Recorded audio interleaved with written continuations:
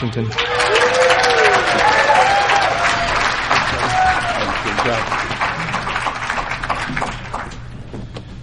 Morning, everybody. I'm Don Landis. I'm an alcoholic. Nick, thank you for that somewhat adequate introduction. Very heartfelt. I'm overcome with emotion. I want to collectively thank all the other speakers who have done just an outstanding job this weekend. Thank you so much for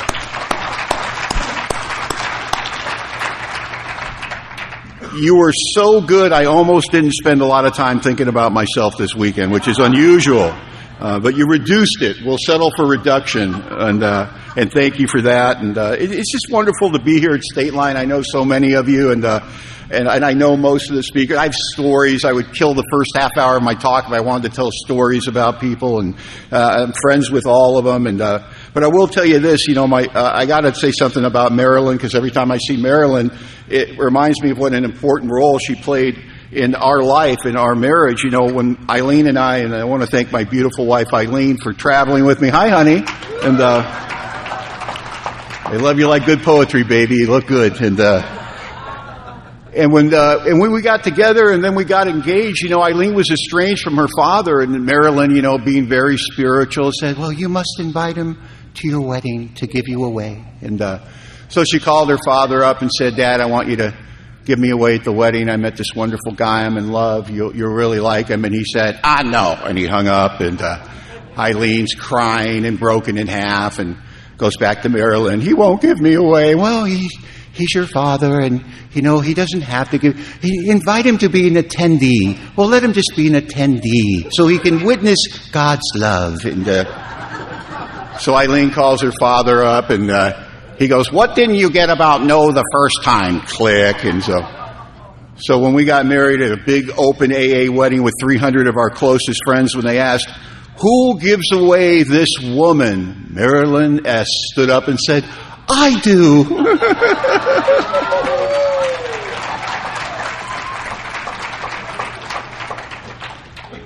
And that's what happens when you have a sobriety date of September 16th, 1991. I've been here and active in Alcoholics Anonymous for over 33 years, and you get history with people, you get family with people, you get stories with people. And I was thinking about something that happened to me 6 years before I came to Alcoholics Anonymous.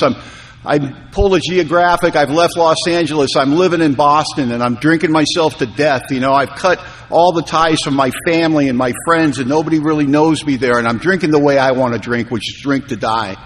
And I show up at a house party, and I get drunk.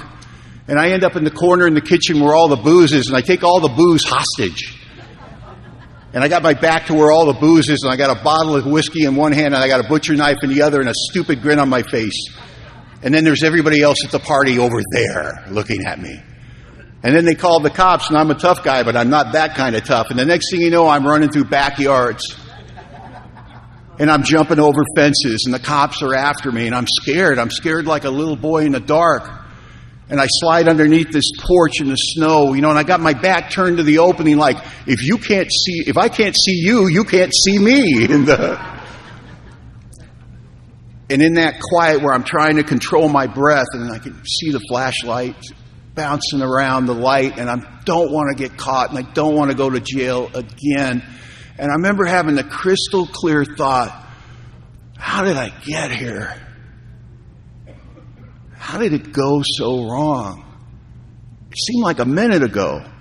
I was our graduating class athlete. I had a 3.6 GPA. I had 20 scholarship offers to go play D1 basketball. How did it go so wrong? I had all these friends. I looked normal. I had a high school girlfriend. I was a guy that was supposed to go places and do things with my life. And now I'm wet and I'm cold and I'm scared like a little boy in the dark with my back to an opening in the snow in Boston. How did I get here? And I can't tell you how many times this weekend I've sat and I do what I've heard one of the other speakers do. Jimmy talked about it last night. You get in a room like this and you find a quiet corner and you just listen and you feel that energy, that buzz, that electricity. And I get to ask myself that same question, but there's a different emotion with it. Because when I'm here at a weekend like this with people like you, I get to ask myself, how did I get so damn lucky to be here? How did I get here? How good is God? How much does my Heavenly Father love me and love you, that in spite of the way we lived, when we knocked on the door flew open and the arms were wide and we were told, welcome home. How lucky are we? And I don't take it lightly. I'm glad that I am couched with the knowledge of what has occurred in my life, which is why I had Zach read what he's at. I know that God has entered my life in a miraculous fashion and has accomplished for me the things I couldn't do for myself. I'm a low-bottom drunk. I'm a guy that loves the effect produced by alcohol. And what's the effect? Is it I think I'm better looking than I am, tougher than I am, funnier than I am? Yeah, of course it is, but that's not the real effect, is it? In a word, what's the effect? What did I fall in love with? Relief. In a word, it's relief. From what? What do you need relief from, kid? From what swirls around in my head in a sober state? I'm not enough. I'll never be enough. How does this thing work? This anxiety, this dog my every step. It's all I know. And then I drink and I get to step out easy and the rough edges get smooth. And alcohol, as much as anything, it transports me. It takes me to the land of I don't care. And I want to live there. I want my mail delivered there. I love the sense of ease and comfort that comes almost immediately with taking a couple of drinks. I don't want to get drunk. I don't want to go to jail. I don't want to crash my car. I don't want to make my mother cry. I don't want to break a heart. I just want to have a couple of drinks. A sense of ease and comfort comes almost immediately for me. Clancy used to say it has the power to almost instantaneously change my view of reality, no matter how bad my life is. Put a couple of drinks in me, it just gets better.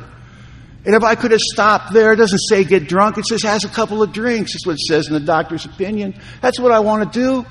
But I don't know nothing about alcoholism. I don't know I'm in that bizarre 10% of people. You put any alcohol in my system at all, I'm off to the races. One's too many and 1,000's not enough.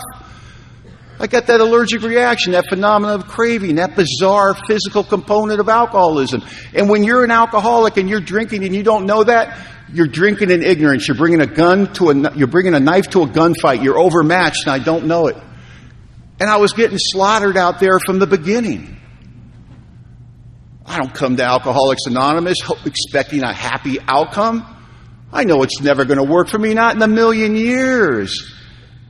Because you said you didn't drink, and then you told the biggest lie I've ever heard in my life. Biggest lie I'd ever heard was new in Alcoholics Anonymous. We don't drink, and we don't miss it. Oh, I know you drink if you could. Because that's all I know about not drinking. Because I have not drank before.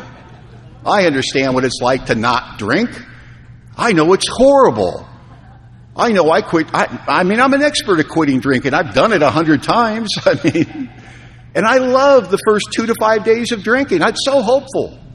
It's going to be different this time. Able to eat some food. I'm starting to sleep on a regular basis. And then the cruelest thing happens without my permission. Somebody sneaks in my room at night, and Clancy said they put an invisible spring in his gut and they start to tighten it every day. Doctor's opinion says I arrive in a state of irritable, restless, and discontent nature. The biggest understatement in the big book of Alcoholics Anonymous. Because I don't feel like that. And I take it for as long as I can take it. And then what do? I drink.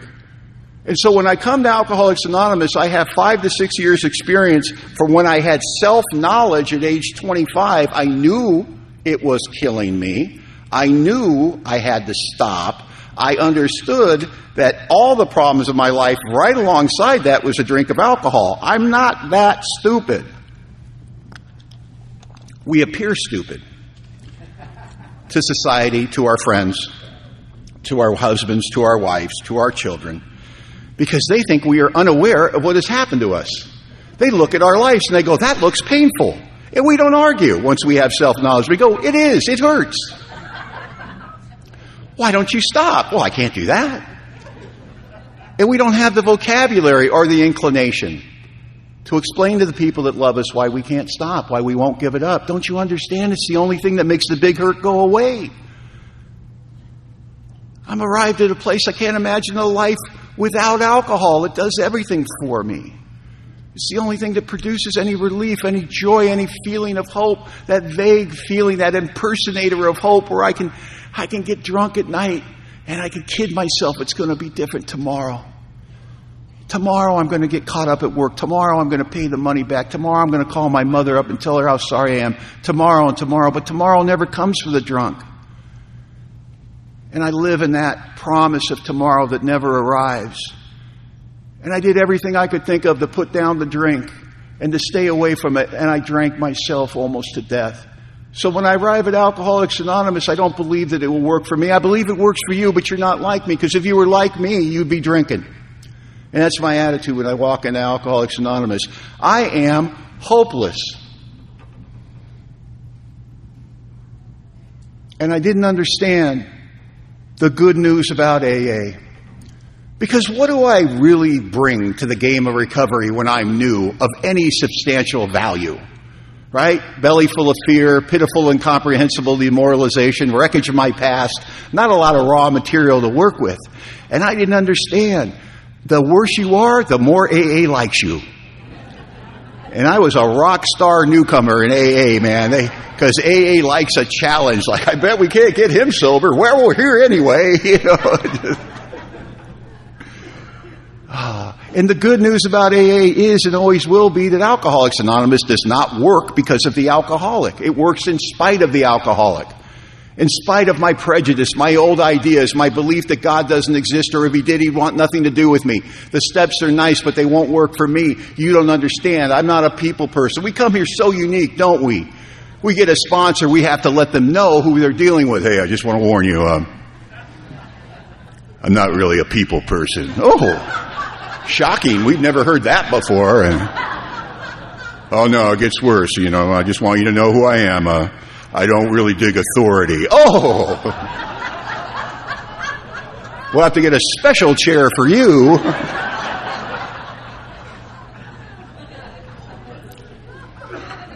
And I don't want to forget how little I have to do or can take credit for the solution set in cement in my life today.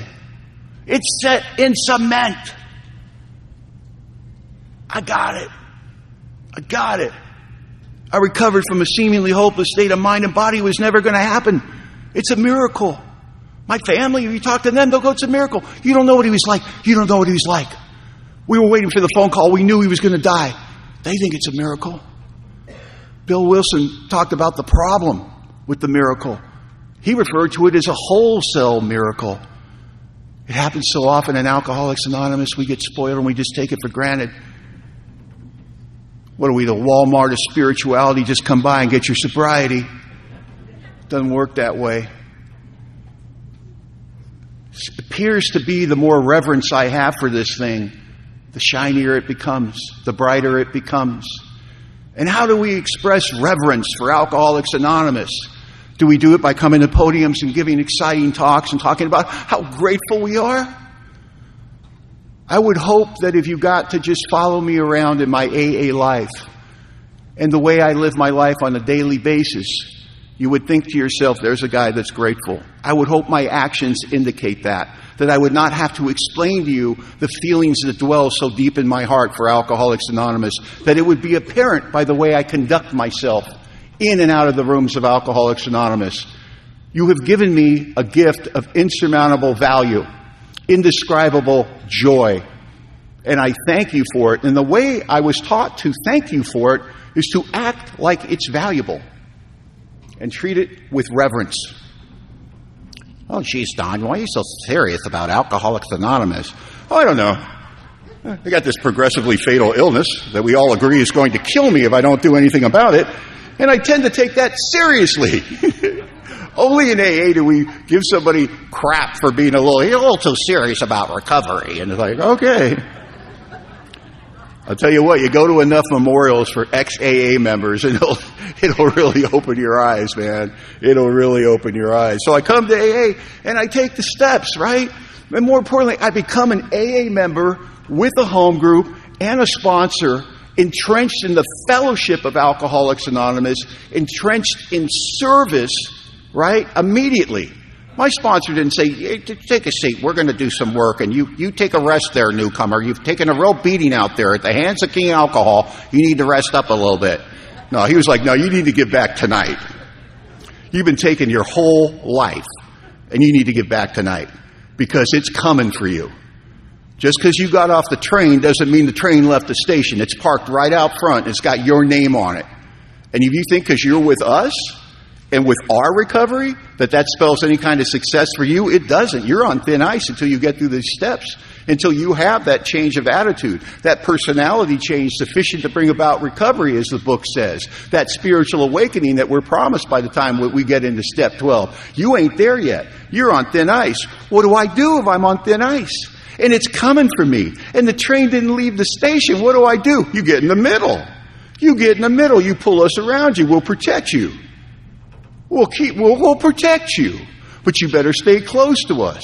I got in the middle of Alcoholics Anonymous, and you gave me actions that nudged me towards the middle, didn't you? Take a cleanup commitment. Got nudged towards the middle. Put out the literature. Got nudged towards the middle. Make the coffee. Got nudged to the middle. Get in the car. We're going on a 12-step call. Nudged towards the middle. I find myself in the middle of Alcoholics Anonymous. Why is that important? Why you want to be in the middle in AA? You want to be a big deal. You want to be a big shot in AA. You want people to point at you and go, oh, that guy's a good example. God forbid. It's good to be in the middle because life happens and my head talks to me in my own voice and it whispers things that appear to be the truth and it nudges me towards the door. And I have those feelings that maybe AA ain't going to work for me. And I get nudged towards the door. And I think my sponsor's not as smart as he thinks he is. And I get nudged towards the door. And all these things happen when I'm new. But thank God when I'm new, you put me in the middle. So I got a lot of AA to swim through to get out of here. I got my home group and my commitments and my AA friends and my sponsor. And thank God the step work I'm actively engaged from the beginning. And God, our speakers have done a masterful job taking us through the steps. And the steps changed my life. They had the desired effect, right? I had a spiritual awakening. And now that I'm awake, what's the next order of business? Don't go back to sleep. Don't go back to sleep. And so what's all step one was the bad news step, right? I found out the bad news. I'm going to die. There's no hope in step one. You don't read step one and go, oh, good, I'm home. You go, oh, this says I'm going to die, you know. Spend 40 pages in the book describing how I'm going to die and what's going to kill me. At the end of step one, I come to the conclusion, I am screwed, right? But what does that do, man? All momentum is produced by positive things. Some momentum, as we know, some of the greatest momentum I've had in my sobriety is when I burn my life to the ground. It'll produce momentum, I'll tell you. It might be the momentum of a dog whose tail's on fire, but you'll get moving. And I got moving after the first step because I knew, I believed it too. Yes, my human power, as marshaled by my will, fails utterly. All the evidence is there. I used my own story to prove to me that I'm never going to stop drinking on my own power because haven't I tried everything I can think of? And I surrender to the idea that what I bring to the game, my instincts, my intellect, my emotions will leave me dead on the field of battle. I'm screwed. And I also believe something big's going to have to happen. Something beyond my understanding and my power for sure. Something big's going to have to happen for me to survive this thing called alcoholism. And I get introduced to this something big in the second step. That's all it is. Don, we'd like to introduce you to the something big. Hello, I'm Don. I'm dying. And I get to meet the something big. I don't even have to believe in the something big. I just get introduced to it. And then you are so attractive and you're all telling the same story. You talk about this power. God as you understand Him, creative intelligence, newfound friend, whatever you're saying it, whatever you're calling it, all the different names for it in the book, you're talking about the same thing and you're giving it credit for the good life you have. It appeared to achieve the unachievable for you. You don't drink and you don't miss it. You're living purposeful, good lives and you're all giving credit to the same power. You are my third step. I want what you have and I'm willing to go to any length to get it. And I make that commitment and I buy the ticket and I take the ride. I buy the ticket and I take the ride. And I work steps 4 through 9. And I go through that inventory process. More bad news. More bad news. I thought step 1 was bad news. Nothing compared to the inventory process. And my first inventory was inaccurate compared to the way I do inventory today. But the big thing that came out of it, the big thing, is I walked in convinced convinced in my heart of hearts, to the marrow of my bones, that the problem was them. And I walk out of a fifth step hours later with a man called sponsor going, oh my God, the monster lives in the mirror. It was me. Oh. And if you make that 180-degree turn and it gets set in stone, you never, ever have to play the victim card again. You never have to blame people, places, and things about how you feel, the state of your life. Because you know the problem lives in the mirror. And it changed my life, but it's not enough because I got all this stuff that's wrong with me. That's great. You know what's wrong with you. Because just inventory, it's nitroglycerin, right? Page 39 in the big book. Real alcoholic cannot stop drinking on the basis of self-knowledge. That's all we have when we're done with inventory, the most pure form of self-knowledge. Boy, I really understand myself now. I really know what a piece of work I am. I'm sure it's impossible for me to ever drink again. Why would I? And we're shocked when we drink again after doing really good inventory. Because it feels powerful. Like we really accomplished something that's so good. But we just started. Steps 4 through 9, the process of honoring the commitment to turn my will and life over to the care of God. We just started. I'm only through 2 of those steps. But it feels powerful. Don't quit, alcoholic. Don't quit. That's what my sponsor told me. Keep walking. Keep walking. Well, he kicked me. Keep walking. More bad news in 6 and 7. Yes. These things, you have them. You're screwed up. Nobody likes you. We agree. That's not the bad news. Bad news is you can't do anything about it. You can't wish it away any more than you could wish away alcohol. You're going to have God's help.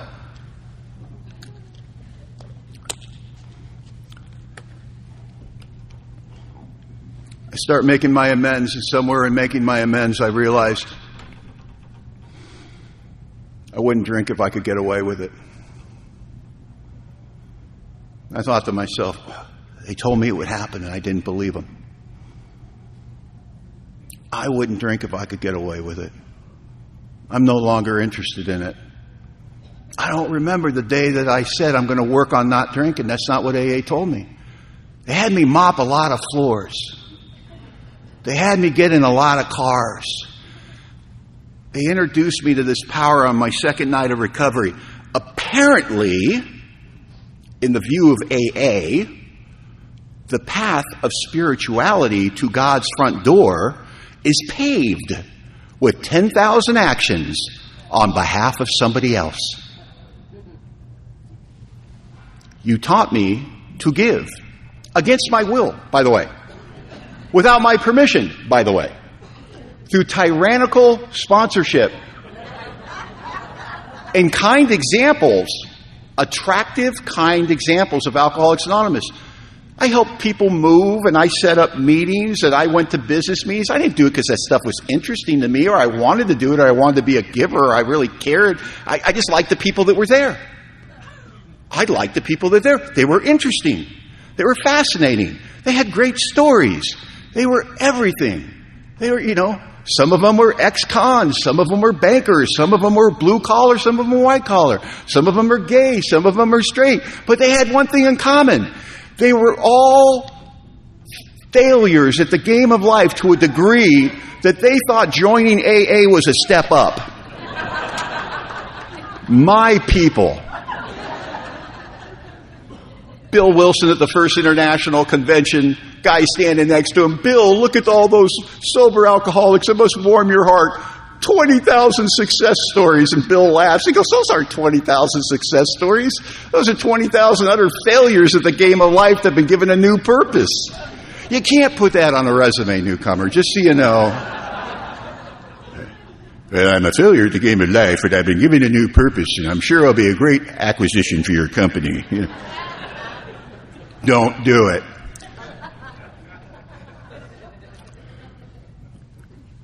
Step 11.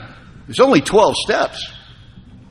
Do I have to wait all the way through the first 10 steps before I can seek through prayer and meditation to improve my conscious contact with God as I understand Him, praying only for knowledge of His will for me and the power to carry that out?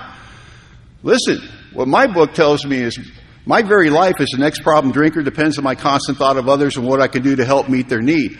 My book tells me that my human power marshaled by the will fails utterly. My book tells me that my hope is the growth and maintenance of a spiritual experience. My book tells me what I'm bringing to the dance will leave me dead. And it does it in 100 different places in the book. It says the only chance a guy like me has is a conscious contact with a power greater than myself. There's a problem. I don't know how to do that. And if you're going to make me wait 10 steps to do it, I'm screwed. Because I get sober and 2 to 5 days later, a family of badgers move into my head. And they fight and they claw and they talk in many, many voices about how AA doesn't work and I'm crazy and I'm a loser and nobody likes me and who are you kidding? You're never going to stay sober. And oh my God, it's relentless. I don't have the power to soothe the savage beast. The savage beast is my alcoholism living in my voice in my head, and it's relentless. It won't shut up. And I get a little break when I go to meetings. That's great. I get a little break, but I can only be in so many meetings. I'm going to 14 meetings a week. I'm showing up early. I'm staying late. It's not enough. Because I go to bed at night and I can't sleep and I rock and roll in bed and I sit there and I remember that thing I swore I'd never tell anybody and I thought I'd forgot that and oh God, I can't believe I treated it that way and ooh, 5th grade and it just goes on. The film festival of my life. I can't wait to get through 10 steps before you think I'm ready to give me the keys to the kingdom. And then we don't. This misconception, we say it sounds good, doesn't it? Didn't you hear this when you're new? The steps are in order for a reason. Yes, they are. They are in order for a reason. To break that order. Because nobody works the steps in order. Now if you're an alcoholic of my type, my second night in Alcoholics Anonymous, low point of my existence, audio and visual hallucinations, shaken out of my skin, detoxing in a clubhouse in Alcoholics Anonymous, a man I called sponsor, who I didn't even know what that meant, said this to me. When you get home tonight, I want you to get on your knees. And I want you to thank God for keeping you sober today. And I very quickly explained, I don't believe in God. He goes, that's okay. That's okay. He believes in you. So, when you get home tonight, get on your knees and thank God for keeping you. No, you're not listening to me. I don't believe in God. He goes, keep interrupting me. This will take all night. There's more.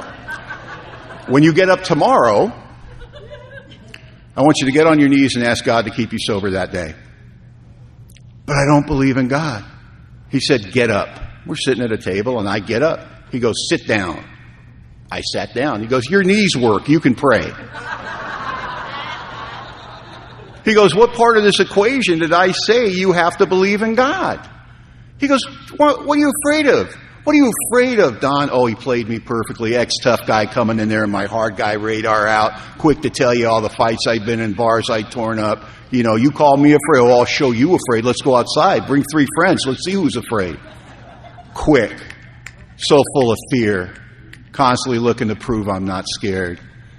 Played me perfectly. What are you afraid of? I ain't afraid of nothing. Then why don't you take an action, see what happens? I'm at the crossroads, man. I'm on day 2. I'm at the crossroads, right? Everything in my head telling me you don't believe in God. Why would you do this? This is cult. What did you do? But there I am, man. Living at my sister's house, the last relative to have anything to do with me. Brought that active alcoholism in that home and tore it apart. Now I'm on day 2 of sobriety. Door closed, lights off, on my knees, as embarrassed as I've ever been in my life. The kind of embarrassment that makes the hair on your arm stand straight up. Oh. And I said the words, thank you, God, for keeping me sober today. And I felt nothing. And I got up the next day and I got back on those knees and I said, God, please keep me sober today. And I felt nothing. And here's what I know today. I've never said a prayer to God that wasn't received. I've said a lot of prayers where I was so blocked off, there's no way they could have ever got to my Heavenly Father. He always told me he got the message. I just didn't hear the message that it came back. There's too much me between me and God, as Ralph says. But I checked the boxes, didn't I? And that's important when you got a sponsor. And for some unknown reason, this broken down carpenter that has become my sponsor, I don't even know the guy. I want his approval. I don't know why. Because I'm a nonconformist. I'm a you go left, I go right, you stand up, I sit down kind of guy. I do the wrong thing even if it will hurt me just because, God forbid, you see me making an effort, right? Oh, there's nothing worse than somebody witnessing me trying and then pointing it out. Look at you trying. Screw you. But I wanted his approval. I know he'd ask, and he asked. He asked. He saw me. He goes, did you pray last night? I said, yes, I did. Did you pray this morning? Yes, I did. Good alcoholic. Here's a cookie. You know, it's like... But I don't know anything about God. I don't have any belief in God. So I have deep philosophical, spiritual questions. But when you have a sponsor, you can ask the deep spiritual, philosophical questions to your sponsor. Like, listen, man, I sleep naked and I was naked when I said those prayers. Do you think that's okay? And he got a look on his face I was become very familiar with. Like indigestion and physical pain. And he said, you know, God, Don, God made you. He knows everything about you. And I'm sure he's okay with it. But please, please, never talk to me about it again. And I didn't know it. But I'm on the road to spirituality. Now, if you had told me I had just worked the 11th step, I would have said, I'm not working the 11th step. My sponsor didn't tell me I was working the 11th step. I'm not on the 11th step. I'm on the first step. So what would you call willingness enough to get on your knees, full of embarrassment, and pray to a God you don't believe in? Right? In the second step, when we're discussing our relationship, our introduction to the power, our introduction to the solution, right? It says you don't even have to believe in God. It has a second step question, right? Do you now believe or are you even willing to believe, right? Well, I don't believe, but obviously I'm willing to believe, because what would willing to believe look like? And it's not just getting on my knees and praying to a God I don't believe in. Maybe it's when I go to AA and they go, are there any other alcoholics in the room? And I raise my hand. Think about that. Before you came to Alcoholics Anonymous, if you're out in the world and somebody said, any alcoholics out here? You ain't raising your hand. In AA, we're like, hey, loser right here. What makes you think that's not a prayer? What makes you think that God loves me more than you? Or loves her more than him? What makes you think God doesn't see and hear all prayers? I think it's the purest prayer I've ever said. Was new in Alcoholics Anonymous, choked out with embarrassment, raised my hand in a meeting for the whole world to see. And I joined the tribe, and I think that's a prayer, and I think God saw that prayer. And when one of us wants to come home, God meets us right where we're at. So I start working the 11th step on my second day of sobriety, and I don't even know it. Now, there's directions in the book, which I'm going to touch on very briefly, just so we can have that for the mechanics in the room that want to hear that. Directions in the big book say when we retire at night, we constructively review our day, and then we have to answer some questions. So at night, it's suggested that we're going to look at these questions that are spiritual in nature. You know, was I kind and loving towards all? Was I thinking about myself most of the time? Did I miss any opportunities to be of service? Were you a jerk face to everyone? Did you act like a guy that's actually married? Did you actually give your employer? And you can change the questions, as you can tell. It's a spiritual report card. What we're really trying to do with the spiritual report card at the end of the night, we're trying to answer the question. It's a very important question. How much time did you spend with Don and how much time did you spend with God? The answer to that question usually will determine the future. The course of my life will be determined on today's participation with a power greater than myself, because I can only meet God today. I got remorse in the past and I got fear in the future, but the moment, right here, right now, it's cool. It's awesome. It's the only place I can meet God. Let's do a report card and see how much time we spent with the solution. If we redefine the problem of alcoholism, we get here and what? We have a drinking problem. Step 3, we redefine the problem. Selfishness, self-centeredness. That, I think, is the root of my trouble. Okay, how much time did I spend in the problem, selfish and self-centered? And how much time did I spend in the solution, God as I understand Him? That's all we're trying to do. It's a math problem. Let's just see. Let's be honest. How much time did we spend? That's all I'm going to do in that exercise at night. Here's the most important thing I can tell you about that exercise at night. It says when we retire at night. I want to explain to you what my retire at night 11-step review used to look like. I've had a long day. Probably went to a meeting. Talked to a bunch of sponsees. Now it's 10 o'clock or so. Eileen's tired. She decides to go to bed. I slip into a peaceful time of the evening that happens most evenings that I call quality Donnie time. And now I'm going to go down the YouTube wormhole. I'm going to watch ESPN. I'm going to do whatever. I'm going to sit on the couch. I'm going to screw off the top of my head. And I'm going to pull my brain out and let it cool down. And I'm going to sit there. And somewhere usually through the second running of ESPN highlights, I get really tired. I'm really yawning. And think, stayed up later than I wanted to. Again, I should probably go to bed. And I turn off the TV and I'm heading up the stairs to go to bed. And a little voice in my head says, you should probably do your 11-step review. Yeah, I probably should. Well, hey God, it's Don. Nobody died today. See you in the morning. And I don't know why, when I read, when we retire at night, I don't know why I read that. And my brain took that line and turned it into this. It's the very last thing we do before we go to bed. Right before we close our eyes, the very last thing we do. And I tried to do it that way. The very last thing I did, and I couldn't do it. I couldn't be consistent with it. And one day, without my permission, I had this experience. I'm talking to a friend of mine. He mentions a mutual friend. He said, how's Roger? How's his job going? I know he hated that job. I said, it's a funny thing you mentioned that. I ran into Roger. He's retired. No more work for Roger. And we went on with our conversation. And later on that night, I'm thinking about it, and I put it together. Retired, no more work. Retired, no more work. And I thought of the 11-step review. I said, I wonder if what Bill was trying to tell us is when our work for the day was done, that's when we do the 11-step review. So I started thinking about, when is my work done for the day? Well, it's when I get home from work, and then I've gone to a meeting, and I've done everything, all the honey-do list, and everything's tucked in, the dog's taken care of, Eileen's taken care of. There's really nothing left on my plate. And now I'm about to slide into quality Donnie time. And I'm wide awake. I've got lots of wind in the sails. I've got good energy. And I start trying to do a quick 11-step review at that time. And oh my God, it's like the 11-step review did itself. I thought I was reluctant. I thought I was undisciplined. I thought I wasn't spiritual. Turns out I was sleepy.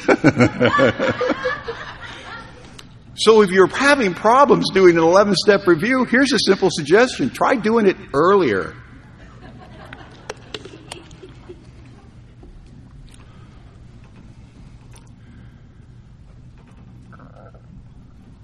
The 11-step instructions in the morning say, upon awakening, we consider our plans for the day.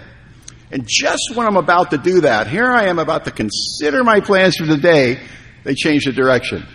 Before we begin, we ask God to direct our thinking, that it be divorced from self-seeking or selfish motives. We will find that our thought life is placed in a higher plane when it's cleared of wrong motives. Why did Bill Wilson do that?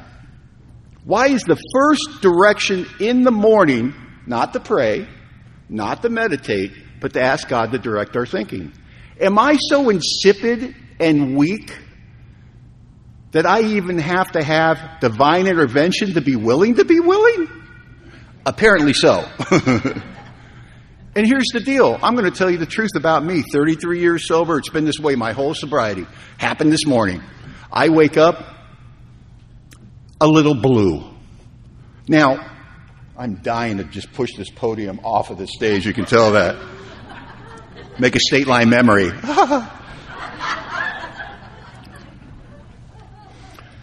I'm not going to say I wake up depressed. That would be an insult to people that actually have clinical depression, and there are people that suffer from that. I don't have that.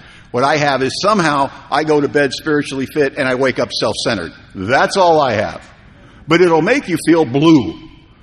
How does blue sound? If it's Monday through Friday, it sounds like this. God, I can't believe I have to go to work. I hate it. I'm never going to have enough to retire. I hate that job, and I know it's going to go wrong today, and I know I'm on a job, and I got to collect the money from that guy, and I just hate my life. I'm not out of bed yet. It's about to get worse. Just saying.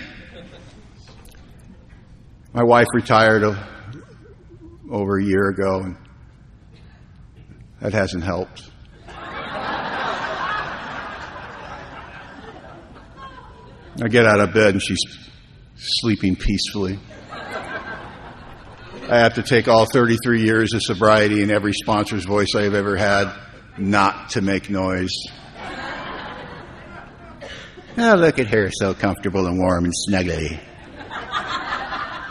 Well, let me go out in the cold with the dog. Just want to be of service.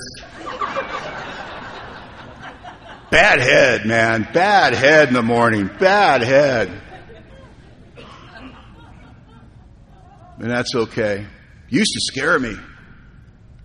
First 5-10 years sobriety. It used to scare me. What's wrong with me? I went to bed. I was in a good mood. I want to get divorced. I just went to sleep. What's wrong with me? I went to bed. I was in a good mood. I want to be unemployed now. I mean, what is going on in there at night? So what do? You take a problem like that, you take it to the fellowship, don't you? Because you get those good answers at the clubhouse. You talk to people about that, and I got some great suggestions. Well, try to read spiritual literature just before you go to bed. Tried that, didn't work. Don't watch anything violent or provocative on TV before you go to bed. Tried that, boring, and didn't work. Try not to eat any sugar after 8 o'clock. Well, now you're just being stupid, you know. Finally, when all these dumb invite God into your dreams. Fine, tried it. That didn't work. Finally, when all else fails, we go to the source. And I went to my sponsor. I told him what was going on, and he just immediately had an answer. He goes, Don, what we talk about in AA is a conscious contact with a power greater than ourselves. Conscious, you're awake. Contact, you're connected. When you're asleep, you're unconscious. You cannot have a conscious contact and be unconscious. Don, if there's a higher power, there's a lower power. And we believe that God's domain is in the conscious, in the here and now, and in the moment. But if there was a domain for the lower power, we believe it's the unconscious. So maybe that's where the devil's playing at night. He goes, and whether you believe that or not, maybe something's happening at night and you don't need to worry about it because that's not where you live. That's where you visit. And so I stopped worrying about it. And I started following the directions in the big book of Alcoholics Anonymous. And I'll tell you, on my worst of worst moments, worst of worst mornings, when I'm as blue as I can be and I just can't find my rear end with both hands and I'm so negative, I'm telling you, about 10 minutes later, I'm golden. But that first direction, God, please direct my thinking. And you can change the words. You can't say, please divorce it from selfish or self-seeking motives. You can say, God, please direct my thinking. Let me remember how good I've got it, how much you love me, how many good people are in my life. Give me a servant's heart. Let me get off of my knees and let me go be of some earthly good and stop sucking the life out of the room. I don't want to feel this way. Whatever works for you. God doesn't have a script. I talk to God in a conversational voice and it seems to work just fine for me. And then what I do is I consider my plans for the day. Once I get my head out of my rear end and I notice the quality of the air is improved, I can now consider what I'm going to do. But here's the thing. I'm going to come back to this. I can consider my plans for the day all I want. And it says there might be some indecision. I don't know what to do. And I'm going to practice some stuff. I'm going to practice developing intuition. I'm going to ask God for an intuitive thought or idea, which sounds like this, Dad, I don't know what to do. If you could give me a clue, I'd buy a vowel for $10, whatever. Just give me a hint, right? And then I leave it alone. And God will let me know if He wants me to know. If He doesn't let me know, I guess I don't need to know, right? It's not any more complicated than that, you know. And I go through my day, and I say a prayer, please show me what I'm supposed to do throughout the day, and give me whatever power I need to be of service and to meet those needs. It's a very simple process, right? And then you can add some readings, you can add some other stuff, you can do whatever you want, because the sandbox is unlimited. It's huge. And it changes shape and form and color and smell because our lives change shape and color and form and smell. The way I'm meditating today will not be the way I'm meditating a week from now or 2 weeks from now. Why would you want to? There's so much out there. Read a different book. Think a different thought. Shake it up. But here's the problem with all that. It sounds like if I do the 11th step just right at night, and I do the 11th step just right in the morning, then I'm going to skip down the road, and I'm never going to hurt anybody or hurt myself or step out of line. No! And you know why? Life is an ambush. Did you know that? Have you ever gotten a flat tire? Of course you have. Right before you got the flat tire, did you think, I think I'm going to get a flat tire? Life is an ambush. How many times have I thought this? If I just knew they were going to say that, do that, whatever that, I would have been spiritually prepared. I wouldn't have reacted the way I was. If I had known Eileen was going to ask me that when I walked in the door, I wouldn't have been so snappy. I would have been. If only I'd known the boss was going to do that when I walked in the day, I wouldn't have been so defensive. If only I knew that cop was a mile and a half ahead, I wouldn't have been speeding. If only, and on and on. And I fly in the face of reality. Here's reality. Life is an ambush. It's the mystery. And it can be the fun if we stop living in opposition to reality. This is how I live in opposition to reality. I live in a constant state of spiritual unpreparedness. That's how I live in opposition to reality. I did it for a long time. Things would happen and I felt ambushed. My wife would say things, I felt ambushed. Things would happen at work, I felt ambushed. Things would happen in AA, I felt ambushed. If I'd only known 5 minutes before. But AA never hid the answer from me. It just seemed too much work, didn't it? What the AA was really talking about? Constant thought of others. Ooh, I know what constant means and what we can do to help meet their needs. Each day is a day we must bring a vision of God's will into all our activities. These are thoughts that must go with us constantly. AA was preaching spiritual consistency, and I was practicing spiritual dogma. I was entrenched and supportive and a believer and a proponent and a disciple of the bookends of spirituality. Morning ritual, evening ritual. Morning and evening ritual. Never coming to understand that I've never gotten in any real trouble on my knees next to my bed. Ever. It's not where my life is lived. And AA didn't tell me. AA told me this. Morning, get ready. Put your spiritual armor on. Get ready to be a servant. Get your head right so you can go serve the rest of the day. It's a life of service. I don't like that. We don't care. Go do that. But get ready in the morning. And then throughout the day, what? Pause when agitated or doubtful. Pause when agitated or doubtful. I'm agitated, don't do anything. I'm doubtful, ask for an intuitive thought. Turns out, God's language is silence, and His address is the pause. Didn't know that. So what do I do today? Let's talk about practical spirituality. How can I turn? Look, I believe in the 11th step. We all do. If we were to take people and take a poll, do you believe that prayer meditation works? Yes, we believe. Do you believe that it improves and enhances your life? Absolutely, no doubt about it. Do you do it? Not really. It's crackers, right? It doesn't make any sense. But here's the best explanation. I got an ex-sponsee that's here this weekend, and every now and then he's profound. And he doesn't know it. That's usually when he's profound. And God, he said something about 5 years ago. I about fell out of my chair. He said, sometimes I get crazy and I get off the beam and I'm in judgment of everybody and I hate my life. And I realize that everybody I meet seems to be a jerk. And I know I'm the common denominator. And I know I'm not really working my program. And I'll make a commitment and I'll get up an hour early so I can make sure I got time for prayer and meditation. And then I'll talk to other alcoholics throughout the day. I'll look for ways to be of service. And at night, I'll look at how I live my life spiritually. I'll do that for 3 or 4 days in a row, and it's amazing. It'll just flip my world on its end, and everything gets wonderful, and I'm happy again. In fact, it works so good that I just stopped doing it. Boy, we will settle for relief over recovery. I know I have.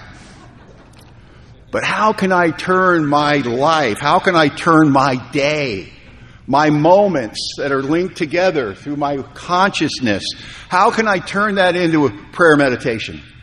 A couple of things I had to realize, right? Bill C., I heard Bill speak 10, 12 years ago. He said some stuff about meditation that changed my life. The first thing he said is stop labeling it. Good, bad, happy, sad, good meditation, bad meditation. All those old ideas about what you think is good or bad prayer meditation, kick it out the door, never pick it up again, start with a whole new thing, have a new experience. I judge myself. And if I can't do it perfectly, can't do it. How many times have I got up and I'm running late and I go, I really should pray and meditate, but I don't have time, so I guess we'll try again tomorrow. Just missed another day. Left God hanging. My God. My Heavenly Father made lunch for me, wanted to talk to me, wanted to, discuss my plans for the day. He's so interested in me. He loves me more than anybody's ever loved me. I have the evidence. And I stiffed him. I left him hanging. I broke another appointment with him.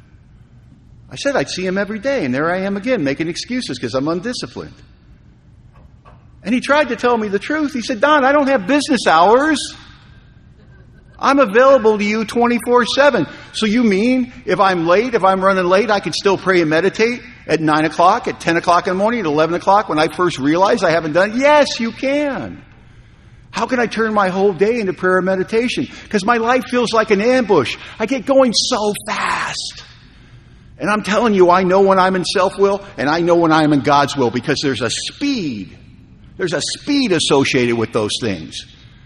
And when I'm in self-will, it's very reactive. It's very fast. It feels like life's going by so far. I'm shot out of a cannon. My fingers are scraping the wall of life, and I can't really experience it. I'm existing, but it's going by, and there's no real connection. But God's will has a speed to it, too, and it's different. It's slower. It's a meditative speed. It's a contemplative speed. It's a speed that includes a pause. And it sounds long, doesn't it? Like boring. It's my opinion, it's imperceivable by others, but felt deeply by the practicer. When I pause, it could just be that for you. But for me, it felt like a week. Where I stepped back, I connected, I came forward, and I'm different. Because I've practiced it for a long time. So how do I bring this stuff into my daily living? What does that look like? I'll give you an example.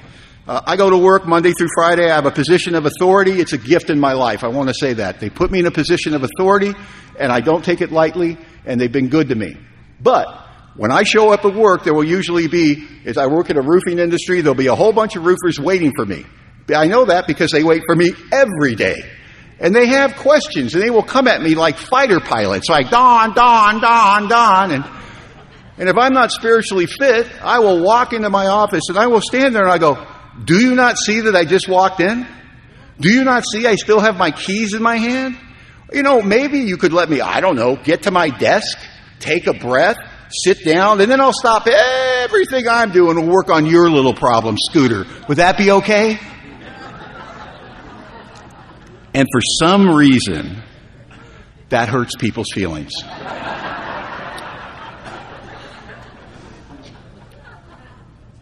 So I don't do that. I turn off the truck and I don't get out. I do this Monday through Friday. Every day I go to work. And guys have asked me, what are you doing in your truck? And I lie. I'm getting paperwork together. And I shut off the truck. And I say the same prayer I say every day. God, I'm at work now, and there's men in there that need my help, and they're a gift in my life. And I got the whole world hanging all over me. I got what I got to do today and my projects I got to get done, and I'm thinking about how fast I can get everything done and how effectively, and I'm completely not thinking about them. Give me eyes to see. Give me a heart to feel. Let me put their needs ahead of mine. And then I get quiet and I think to myself, if I really was grateful, if I really did want to serve, what would that guy look like walking through the door? It only takes about 30 seconds. So when I see that guy who looks like me being a giver, now I can go in. And I walk in and they come at me like fighter pilots. Don, Don, Don. And it's like, hey boys, what do you need? What do you need? We're going to have a great day. So glad you're here. Let's talk about it. And it makes them feel seen and coveted and respected because they should be. And it's a huge imposition. About 10 minutes. It changed my work life. I come home to a home where there's a woman in there that I will tell you that I love like good poetry. There's a song by Tom Waits that says there's a house on a street, and in that street there's a woman, and in that woman there's a heart that I love.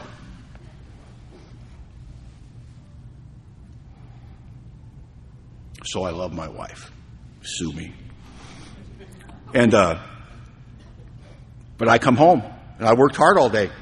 And I know she wants to talk to me. She wants to talk to me because I'm her most favorite person in the world. And she's wanted to talk to me. She's had stuff to talk to me about all day. About what? I don't know. But she's always got something she wants to talk to me about. And in spite of how much I love her, if I'm not spiritually fit, I will walk into that house and she will say, hey, Don. And then I'll say, hey, honey, baby, I love you. But, I'm standing in the entryway. I still have my boots on. I haven't even put my keys down. I've been out there in the real world slaying dragons all day. Well, I don't know. You're talking to your little sponsees on the phone talking about their feelings.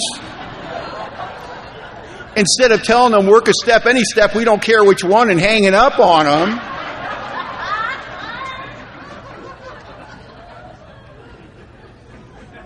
Would it be okay if I just walked into my own house before you came at me? And for some reason, that hurts her feelings. And she says, never mind, and walks away. Now I'm chasing my wife through my house going, I'm sorry, no, really, talk to me. It's very important. So I don't do that.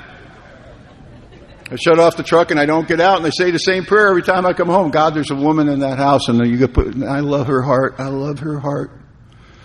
And she's a gift, and you put her in my life, and I didn't deserve that.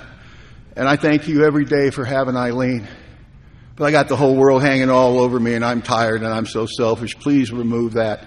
Give me eyes to see and a heart to feel. Let me remember just how lucky I am to have somebody like that in my life. And then I get quiet, and I think to myself, I meditate. If everything I said is true, if it's all true, what I tell you I feel about her, how would that guy look walking in the house? And until I can see that guy, I don't get out of the truck and I don't walk into the house. And when I do that, I walk in and I find her. Where you at, baby? Baby, tell me everything. Tell me about your day. Tell me what happened. Right? And it changed the whole course of my marriage. You see, I spend a lot of time using God as a cleanup crew, like a hazmat crew. I get messes in my life. And then I call to my Heavenly Father, get me out of this one, Dad. And He always does. He always eventually does. Until I figured out maybe if I spend a little time in spiritual preparation doing what Alcoholics Anonymous has always suggested and never hid. A conscious contact with God as we understand Him. Are you awake? Yes. Are you connected? No. Get connected. That's all you've ever told me. And God doesn't have business hours, and God loves us so much. We think it's a one-way street, right? We need God so much. We need God so much. God does everything. Never, ever considering if He really is the Father, how much He needs me. How much love He has to give away, and He's got to give it away to all of us. I want to thank Bob and Marnie for the kind invitation to be here. I want to thank everybody for attending Statline and letting you know that it doesn't stop here. We're all going to be back at our respective home groups next week. I know we leave these things spiritually enthused. Let's see what we can do to keep the flames going and stay enthusiastic. Thanks for listening.